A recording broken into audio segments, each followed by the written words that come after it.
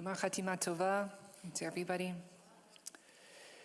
There's kind of a profound irony in the spiritual magnetism that is the Kol Nidre service. I'm getting used to saying that. I grew up saying Kol Nidre, and it's one of those things where funny grammatical differences, but Kol Nidre is one of those, again, ironic services that it has such sway and magnetism over us. At the time of its composition, it was opposed by all of the authorities of the time, going all the way back to about the 8th or 9th century, in the Gaonic period. The rabbis of the time actually referred to it as minhag shtut, a frivolous custom that should be abolished completely. Over the ages, there were attacks on it both within the community and from outside of the Jewish community, because Kol Nidre annuls vows between a person and God, vows that just despite our best efforts, we may not have been able to live up to. But the rabbis were worried that people would misunderstand it and not take any of their vows very seriously. And so from that concern, they said, we really shouldn't do this. And furthermore, outside of the Jewish community, it was seriously misunderstood. And people used the text of Kol Nidre as evidence that Jews were not trustworthy, because every year, Jews would annul their vows. But again, despite all of those risks of misunderstanding, the Kol Nidre service remained and remains one of the most evocative, powerful, and somehow transcendent services of the entire Jewish year. In a famous story about the great Jewish philosopher Franz Rosenzweig, he was on the brink of leaving the Jewish faith, but said, I'm going to give Judaism one last chance, and famously went to a synagogue for Kol Nidre. And not only was his experience so rapturous that he remained in the Jewish fold, but he went on to become one of the most important Jewish philosophers of the modern period. In a different Jewish geography and history, Jews forcibly converted to other religions in Spain, in Portugal, and North Africa, made their way back to the synagogue on this night, of all nights of the year, and found in this night reconciliation and hope. Beyond that, the people since its inception have said, we have to have the Kol Nidre service. So what's that all about? I think we can make a lot of analyses about that, but I'd like to offer this, that amongst all of those explanations, there is one fragile gossamer thread that runs through all of them. And that is that on this night, there are no barriers between us and God and between us and one another. And that kind of unadulterated presence is maybe too much, actually, to handle on any regular basis. But for one night a year, when we anyway imagine ourselves more angelic than human, we remember that we can be together in this way. And that doing so reveals some ineffable truth that we must have a chance to glimpse, even if it's just once a year, if we have any chance of moving forward through the rest of it and bringing ourselves closer toward the ideals to which we hold ourselves. Kol Nidre is less an annulment of oaths and vows, which technically the formula has very little efficacy to do. And it's more about a dismantling of that which separates us from that which is ultimately real and from one another. And we find this thing that we can only find if we're really willing to truly see each other.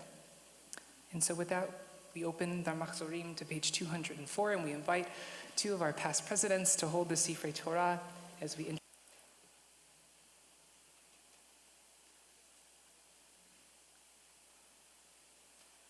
Just a few words before we begin the first Slichot service of this day. One of my fondest memories is at Disneyland with my kids. In particular, my favorite has always been the Storybook Land boat ride, for those of you that have been there. You ride on this boat and it's very calm, and you ride on this stream, and you go past all these wonderful scenes from classic fairy tales that have been turned into Disney movies. But the ride starts in a really peculiar way, because the very first thing that the boat does is that it passes through the mouth of this enormous whale. It's from Pinocchio, and I kind of thought that was weird. It's like this really kind of, calming, relaxing ride, but you start with a rather kind of terrifying sight.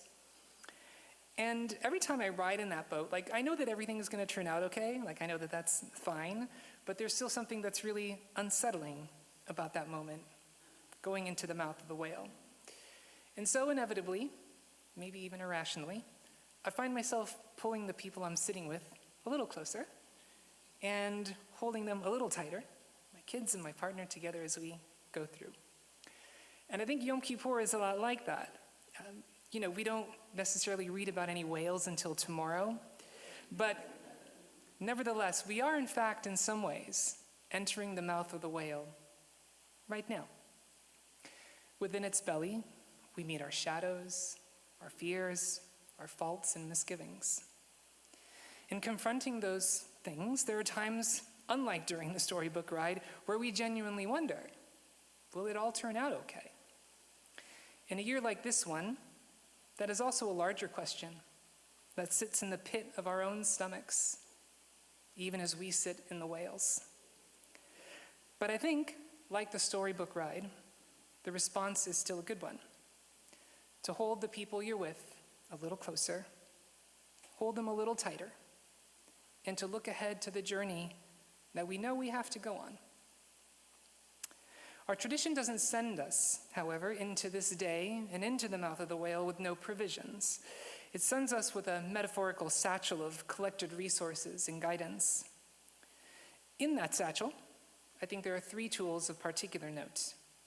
The first is our words, as expressed in the Haftarah that we read on Shabbat, "Kechu imachem devarim v'shuvu el Adonai."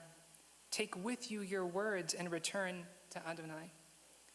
Whether it's the words of the Machzor, whether it's passages of Torah and Nevi'im that we're going to read tomorrow, our own meditations, or some combination of all of those things, we can lean on our words to help us reflect, to connect, and to return. Words make feelings real.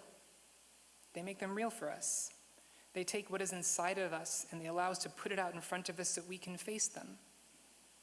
We can look at it, we can befriend it, and we can learn from it, whatever it is that's inside us, using those words. The second resource on today that I think we get from our tradition is song. The power of singing, especially singing together, is not to be underestimated. In a somewhat shocking passage of the Talmud that I had the honor of learning from one of my teachers, Rabbi Nathan Cardozo, we learned that over 1,000 years ago, God already wanted to appoint somebody Mashiach. God was ready to have the world become this redeemed and perfected place. Who was that person? It was King Chizkiyahu, Hezekiah, the king. But in the end, it was determined that Hezekiah could never become Mashiach, even though he accomplished great deeds. He educated and protected the people and restored much of what had been lost under prior wicked kings. He could not become Mashiach because of one simple fact, we're told, because he never sang. Unless we're tempted to think that singing is frivolous, we can recall the observation of Ralph Waldo Emerson that music takes us out of the actual and whispers to us dim secrets that startles out wonder as to who we are and for what, whence, and where to. Third and final is not so much a specific thing as it is an orientation. There is a realization that happens while we're in the whale and looking at the more difficult things in our shadows. And that is that each breath we take, sometimes labored and heavy, is in its essence a gift. Every few seconds, another gift. And another. And another.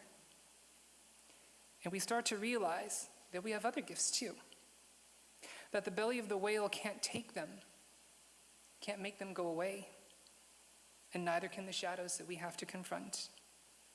In fact, we begin to realize that these gifts are the source of light, which become brighter the more willing we are to bring them into the shadows. It is, I think, what our tradition is trying to express when comparing us to angels on this day. Not that we're perfect, not that we don't have work to do, but that by embracing that fact, we find our inner lights no less dim, or perhaps even brighter, if we are willing to make that embrace. And so, let's begin Yom Kippur with its end in mind, thinking about Jonah, which we will read tomorrow afternoon. I share the words of the poet May Sarton, who wrote as follows. I come back from the belly of the whale, bruised from the struggle with a living wall, drowned in a breathing dark, a huge heartbeat that jolted helpless hands and useless feet. Yet no, it was not death, that vital warm, nor did the monster wish me any harm. Only the prisoning was hard to bear, and 3 weeks' need to burst back into air. Slowly the drowned self must be strangled free and lifted whole out of that inmost sea, to lie newborn under compassionate sky, as fragile as a babe with welling eye. Do not be anxious, for now all is well, the sojourn over in that fluid hell. My heart is nourished on no more than air, since every breath I draw is answered prayer.